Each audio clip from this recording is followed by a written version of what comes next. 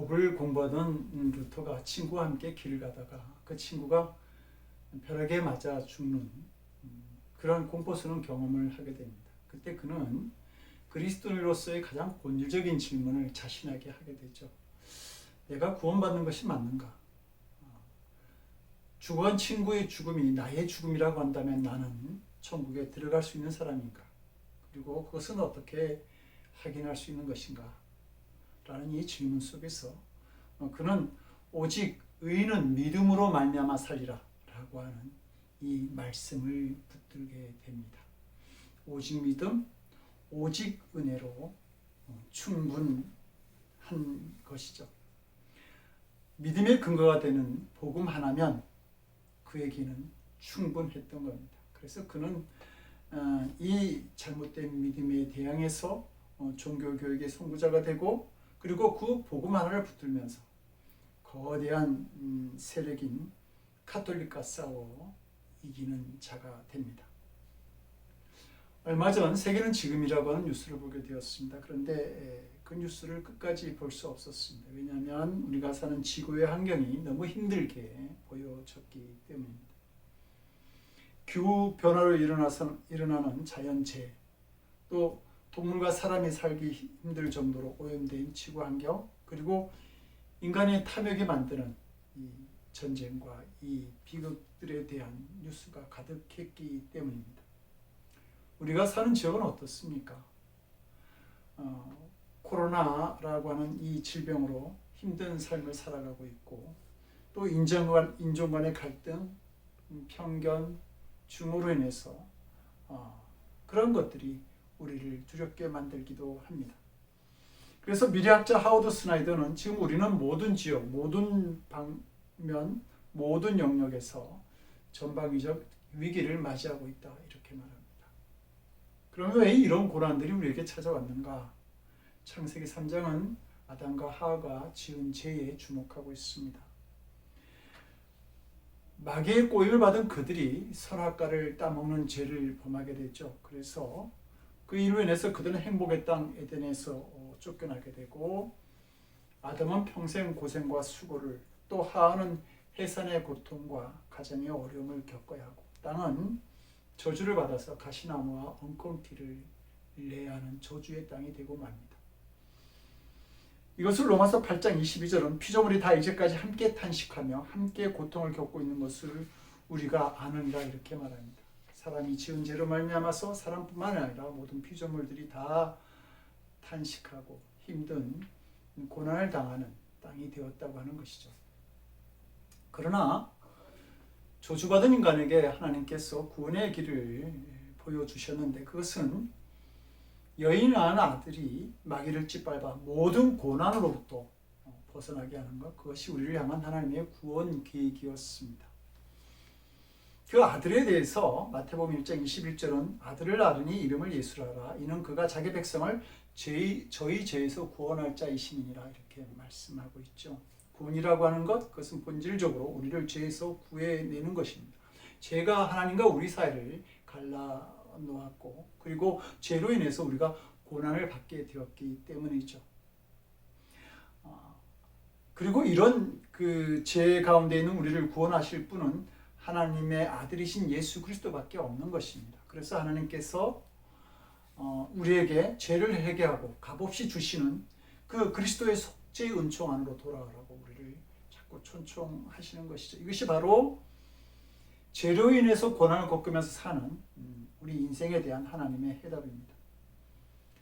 하나님께서 니느웨 성의 죄악을 보시고 그 성을 멸망시키시기로 결정하십니다. 그러나 그 전에 그들에게 자신의 죄를 해결할 수 있는 기회를 먼저 허락해 주시죠.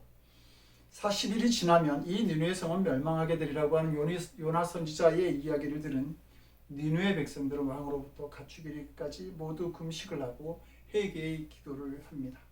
니느웨 성의 모든 땅이 자신의 죄를 회개하는 땅이 된 것입니다. 그리고 이 일로 그들은 다가올 재앙을 면하게 되죠.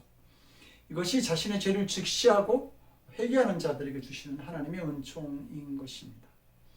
그러므로 사도행전 3장 19절은 너희가 회개하고 돌이켜 죄사함을 받으라. 이같이 하면 유쾌하게 된 날이 주 앞으로부터 이룰 것이다. 이렇게 약속해 주고 있습니다. 복음이라고 하는 것은 제3의 놀라운 소식입니다. 그러므로 이 복음 안에 우리 인생의 모든 문제에 해답이 있습니다. 제3의 중요성을 깨달았다고 하는 말은 죄로 인한 하나님의 축복을 잃어버린 인간의 운명을 알았다는 말이고, 또 하나님을 떠나서는 아무리 잘 살아도 답이 없다라고 하는 사실을 깨달았다고 하는 말입니다. 그리고 제사함 받는 복음으로 산다라고 하는 말은 하나님과의 관계가 회복되어졌다라고 하는 말이고, 마귀의 권세로부터 벗어나게 되었다는 것을 뜻하는 것이죠. 오늘 본문은 복음을 들은 사람이 하루에 15,000명이 주님께로 돌아왔다 이렇게 말합니다. 이것은 요한복음 3장에 나오는 성전 미문에 앉아있던 안진뱅이가 일어나는 기적 때문에 나타난 현상이 아닙니다. 성전 미문에 앉아서 구걸하던 병자가 일어난 이 기적은 복음을 받아들일 수 있는 그 통로를 만들었을 뿐이죠. 기적은 사람을 구원하지 못합니다. 복음이 사람을 구원하는 것입니다. 복음을 들을 때 죄를 깨닫게 되고 주님께로 돌아오는 일들이 일어나는 것입니다. 그러므로 지금도 진정한 복음을 전해주기만 하면 주님께로 돌아올 사람들이 많이 있는 것입니다. 그런데 이 사람들이 주께로 돌아오는 일들로 말미암아서 제자들에게 핍박이 시작됩니다. 그들이 체포를 당하게 된 것이죠. 안진뱅이를 일으킨 것 때문이 아니라 복음을 전했기 때문입니다. 그런데 이 복음이 이상하지 아니한 것은 역으로 복음이 참 구원의 능력이 된다라고 하는 것을 이 핍박이 증거하고 있기 때문이죠. 이 일들은 마귀가 우리가 구원받는 것을 얼마나 싫어하는 것을 단적으로 보여주고 있습니다. 그래서 2절을 보면 베드로와 요한을 재판하기 위해 모인 자들이 예수 안에 죽은 자의 부활이 있다고 백성을 가르치고 전함을 싫어하였다 이렇게 증거하죠. 밤새도록 감옥에 갇혀 있었던 베드로와 요한이 이튿날 산헤드린 공회에게 끌려갑니다. 그들은 바로 몇 달 전에 예수님을 신문하면서 베드로에게 넘겨 죽게 한 장본인들인데, 이제 그들이 사도들을 유업해서 더 이상 복음을 전하지 못하게 하려고 그 베드로와 요한을 신문하고 있는 것입니다. 그들은 사도들을 통한 복음의 확산에 굉장히 긴장하고 있었다고 하는 말입니다. 그런데 우리가 여기서 주목하게 되는 것은 이러한 핍박 중에도 나타나는 그 베드로의 복음에 대한 확신입니다. 얼마 전까지만 해도 베드로는 예수님께서 십자가에 달려 돌아가실 때에 두려워서 예수님을 부인하고 도망하였던 제자였습니다. 그런데 이제 지금 예수님을 재판하고 죽음에 넘겨주던 자들이 자신을 예수님처럼 붙잡아 고문하기 위해서 자신 앞에 있는데도 불구하고 이 베드로가 조금도 두려워하지 아니하고 오히려 하나님의 복음을 담대하게 전하고 있다고 하는 사실입니다. 이것은 베드로가 예수 그리스도에 대하여 완전한 해답을 얻었기 때문입니다. 그래서 오늘 본문에서 베드로는 천하 인간의 구원을 얻을 만한 다른 이름을 우리에게 주신 일이 없다 이렇게 선언을 하죠. 그런데 여기서 사용된 구원이라고 하는 헬라어 헤소테리아는 단순히 안진병이었던 사람을 고치는 것과 같은 육체적인 구원만을 말하지 않습니다. 중풍병자가 제3을 얻는 영적인 문제, 가난한 자가 부유하게 되고 포로된 자가 자유하게 되고 죄의 형벌인 죽음으로부터 구원받는 전인적인 구원, 모든 구원을 말하고 있습니다. 성도 여러분, 이처럼 그 예수님의 복음이 과연 우리들의 그 정치, 경제, 가정, 건강 그 모든 문제를 해결할 수 있겠는가? 당연합니다. 물론입니다. 여기에 복음에 대한 확신이 있는 것이죠. 인간의 역사는 한 사람에게 집중되어졌던 권력이 모든 사람들에게 나눠지는 역사라 말할 수 있습니다. 그런데 그 역사가 진행되는 동안 수많은 사람들이 죽는 유혈혁명이 일어나죠. 대표적인 것이 프랑스 혁명입니다. 이 시기에 영국은 더 심한 문제 속에 있었는데 산업혁명 이후에 영국은 극심한 노사 문제, 빈부격차의 문제, 정치적인 문제로 엄청난 위기를 맞고 있었습니다. 그런데 그때 바로 존 웨슬리에 의해서 복음운동, 성령 운동이 일어나게 된 것입니다. 예수가 그리스도이시다. 회개하고 예수를 믿고 성령 받아 새 삶을 살아야 한다. 이 운동이 일어날 때에 기독 중심의 영국 성공회는 웨슬리를 핍박하기 시작하죠. 그를 교회에서 내쫓았습니다. 그래서 할 수 없이 웨슬리는 길거리로 탄광으로 심지어 그 술집까지 가서 설교를 하고 전도하기 시작합니다. 그러자 극빈계층 또 노동자들 사이에 회개 운동이 일어나고 성령의 역사가 막 일어나기 시작합니다. 그들은 복음을 듣고 술을 끊습니다. 마음의 미움, 원망, 증오가 사라지고 가난한 자, 버려진 자들에 대한 관심이 일어납니다. 그 결과 영국은 프랑스 대혁명과 같은 그런 그 유혈혁명의 비극을 겪지 않고 명예혁명을 통해서 정치적 위기를 넘기게 되죠. 복음만이 우리의 경제적인 문제를 해결할 수 있습니다. 정부에서 온 국민에게 추가 현금을 지급한다고 해서 경제 문제가 해결되어질 수 있겠습니까? 그렇지 아니할 것입니다. 복음으로 인해서 사람들이 재물에 대한 가치관이 달라지고 돈 앞에서도 하나님과의 관계를 바로 맺을 수 있을 때에 그때 비로소 경제 문제도 해결되어질 수 있는 것입니다. 유럽이 본래부터 잘 사는 나라가 아니었죠. 북유럽은 해적의 나라였고요. 프랑스, 독일은 야만인의 나라를 취급받는 그런 나라였습니다. 그런데 종교개혁을 통해서 복음 운동이 일어나면서 유럽인들의 삶의 태도가 바뀌어지기 시작합니다. 일 그 자체가 성스러운 성직임을 알게 되죠. 하나님 앞에서 깨끗한 생활, 절약하는 생활, 나누어주는 생활을 살기 시작합니다. 그 결과 그 나라들은 세계에서 가장 잘 사는 나라가 된 것이죠. 복음은 우리의 가난의 문제, 경제적인 문제도 해결할 수 있는 능력이 된다는 말입니다. 복음은 가정의 문제도 해결할 수 있습니다. 복음이 가정에 떨어지면 가정을 살리게 되는 것이죠. 한국의 연세대 청장이었던 백낙준 박사는 한국 근대사의 아주 유명한 인물입니다. 그 아버지는 점쟁이였는데요. 길거리에 앉아서 지나가는 사람들의 관성을 봐주고 돈을 벌었습니다. 어느 날 길을 지나가던 한 성도가 그 아버지를 보고 이런 말을 하죠. 여보시오, 그런 짓 하다가 당신도 망하고 자식들도 망할 텐데 그 집 빨리 그만두고 예수 믿으시오. 그때 그는 눈을 흘기면서 야, 너나 잘 믿어라. 제수교회에 떠들고 지나가. 이렇게 생각을 했습니다. 근데 그날 밤 잠을 자려고 누웠는데 그 말이 계속 귀에서 맴도는 것입니다. 그런 짓 하다가 당신도 망하고 자식들도 망해. 잠을 자도 그 소리가 계속 들립니다. 견딜 수 없어서 자신의 모든 것을 청산하고 예수님을 믿게 되었는데 그 아들이 바로 연세대 총장이 된 것이죠. 복음이 그 가정과 나라에 위대한 인물을 낳게 한 것입니다. 남편과 아내가 복음 안에서 변화되고 부모와 자식이 예수 안에서 변화되고 난 뒤에 일어나는 그 가정에 대한 그 축복에 대한 증거는 이루 말할 수 없이 많이 있습니다. 그래서 사도행전 16장 31절은 주 예수를 믿으라. 그리하면 너와 내 집이 구원을 받으리라. 이렇게 증거하는 것이죠. 복음이 우리의 건강의 문제를 해결하는 것 역시 수없이 많은 증거들이 있습니다. 오늘 본문 10절에서도 베드로는 나사렛 예수 그리스도의 이름으로 이 사람이 건강하게 되었다.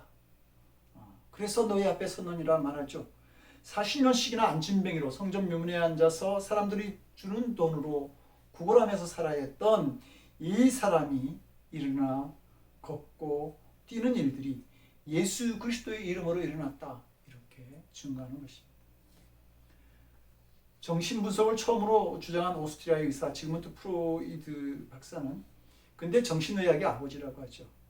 그는 다른 사람의 마음을 분석해서 치료 방법을 알려주었습니다. 그런데 그는 자기 자신은 치료하지 못한 불행한 사람이었습니다.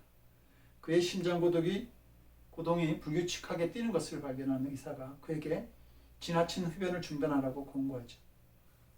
그는 잠시 중단했지만 그 금단 현상을 이겨내지 못해서 다시 풀게 됩니다. 결국 그는 특별을 암으로 35회나 수술을 받아야 하는 고통을 당하다가 마침내 그의 아이템을 완전히 드러내게 됩니다. 그의 의사들은 담배로 인해서 생명이 위협받음을 계속 경고했지만 담배에 대한 미련을 버리지 못하고 그런 사망에 이르게 되죠. 그가 이렇게 미련할 정도로 담배에 집착하게 된 것은 자신이 해결할 수 없었던 죽음의 문제로 그가 고민하고 있었던 것입니다. 그는 죽음의 두려움 속에 둘러싸여서 살아갔던 사람입니다. 그래서 죽지도 않을 자신에 대해서 자신은 언제 죽을 거야, 언제 죽을 거야 이렇게 자꾸 지인들에게 말을 하기도 했었던 것이죠. 그는 죽음에 대한 불안 심리를 담배로 달리고 있었던 것입니다. 그가 부활의 복음을 듣고 죽음의 문제를 해결하였다고 한다면 그는 좀 더 평안한 삶을 살아도 되었을 것입니다. 그래서 요한 3서 1장 2절은 말하죠. 내 영혼이 잘된 것 같이 내가 범사에 잘되고 강건하기를 원하노라. 복음 안에서 우리의 영혼이 평안해질 때 우리가 하는 모든 일들이 잘되고 강건한 삶을 살아갈 수 있게 되는 것입니다. 베드로와 사도들이 죽음을 두려워하지 않고 복음 전하기를 기뻐하죠. 그들은 복음에 대한 확신이 있었기 때문입니다.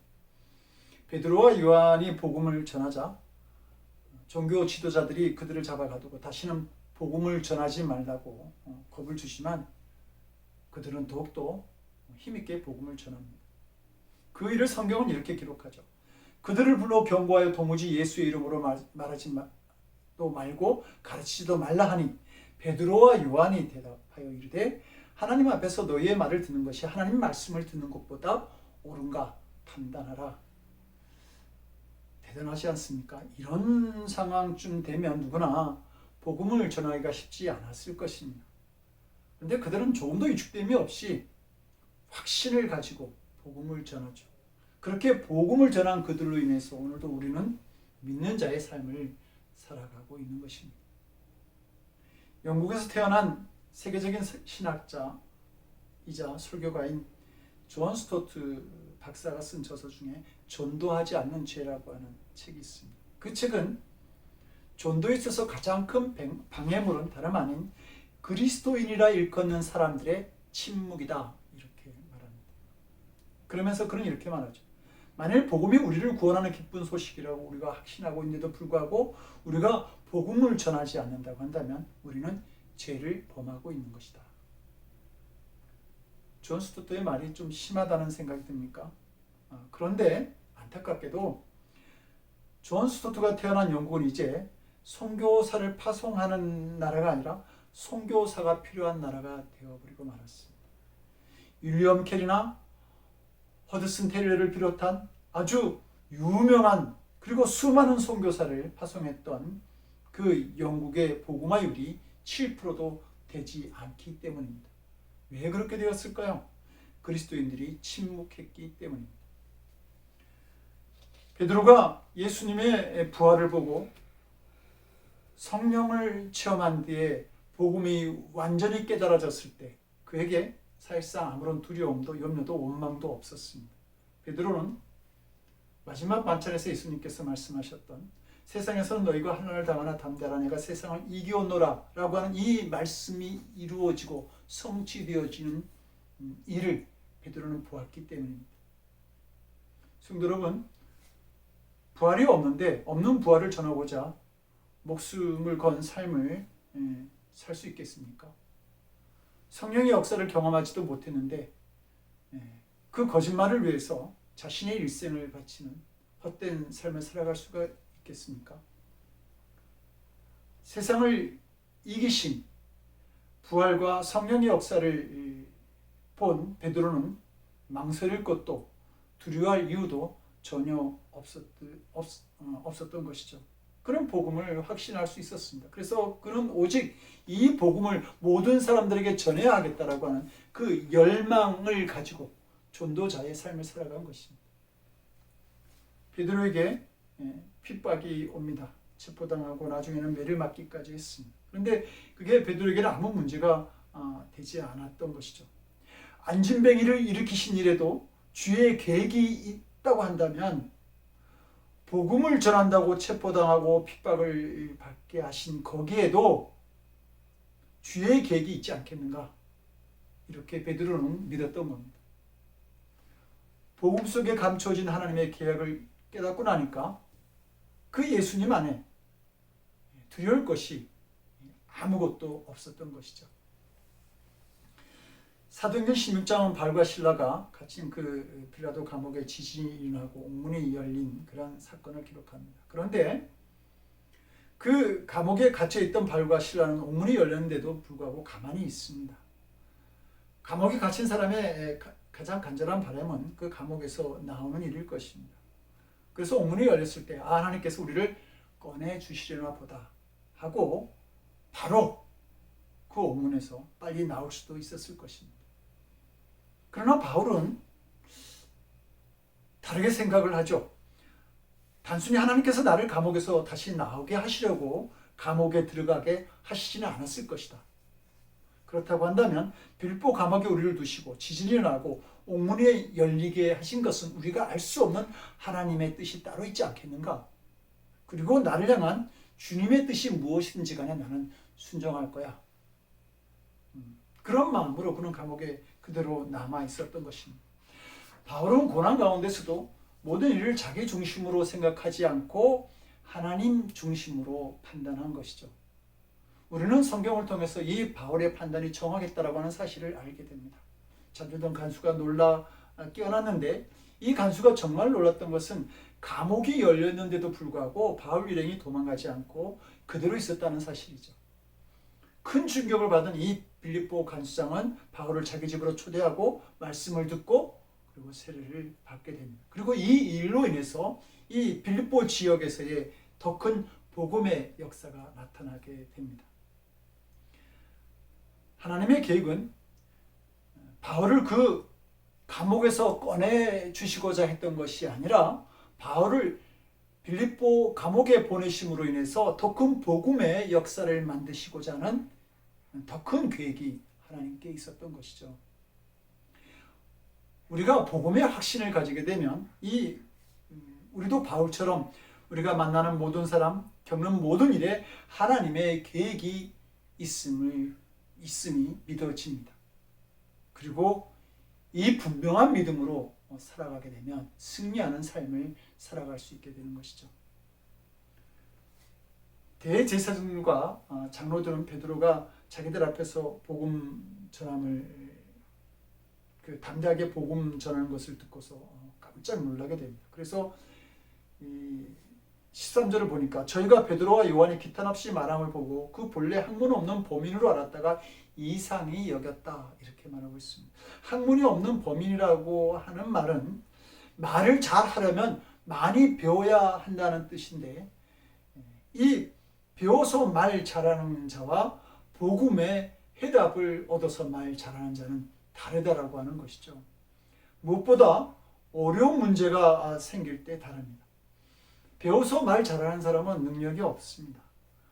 평소에는 말을 잘하고 모든 일을 혼자 다 할 것 같은데 그러나 정말 말해야 할 때 아무 소리도 못하는 것이죠. 왜냐하면 문제에 대한 해답이 없고 그 고난을 뚫고 나갈 확신이 그에게 없기 때문입니다. 확신 없는 사람은 핍박을 받지 않을 것입니다. 그러나 동시에 결코 승리도 경험할 수가 없습니다. 확신 없는 사람은 잘 나가다가도 그냥 돌아섭니다. 분명히 그 길로 계속 나가면 되는데 두려움과 염려와 그 원망에 넘어지고 마는 것입니다. 성도 여러분, 고난이 두려울 수 있겠죠. 그러나 세상에 어려움을 겪지 않고 큰 일이 이루어지는 경우는 없습니다. 문제는 이 길이 참 승리로 가는 길이냐 아니냐라고 하는 것이죠. 성도 여러분, 복음의 확신에 있는 사람들에게도 어려움은 옵니다. 오히려 복음의 확신을 가지고 살다 보면 더 큰 어떤 시험이나 갈등을 경험하죠. 어떤 상황에서도 나는 그 믿음을 고백하며 살았는데 왜 하나님께서는 침묵하고 계시나? 어찌하여 나를 버리셨는가? 라고 하는 그 예수님의 탄식이 나올 때도 있습니다. 그럼에도 불구하고 복음의 확신을 가지고 살아가시기를 원합니다. 예수님의 탄식이 죽음을 영원한 생명으로 바꾸지 않습니까? 마찬가지로 이 시련을 당하는 우리에게 하나님은 계속해서 증거를 주십니다. 안진뱅이가 일어나고 하루에 남자만 5,000명이 돌아오고 또 대제사장 앞에서도 전혀 두렵지 않고 전할 말씀이 담대히 입에서 나오는 그런 복음의 역사를 경험하게 하시는 것입니다. 성도 여러분, 복음이면 충분합니다. 복음 안에 만족도 기쁨도 있는 것이죠. 또 복음만이 해낼 수 있습니다. 이 복음으로 우리의 인생도 가정도 나라도 세상도 구원할 수 있는 것입니다. 그리고 이 진리는 과거나 현재나 미래나 동일하게 역사되어집니다. 우리의 능력이 되는 이 복음의 확신을 가지고 살아갈 수 있는 성도들이 되시기를 주님 이름으로 간절히 축원드립니다. 기도하시겠습니다. 우리의 복음이 되어주신 주님, 복음 가운데 살기 원합니다. 복음의 은혜와 능력을 경험하기 원합니다. 이 복음으로 세상을 이기고 자유하는 삶을 살아가기를 원합니다. 우리와 함께하여 주시옵소서. 우리의 복음이 되시는 예수님의 이름으로 기도드립니다.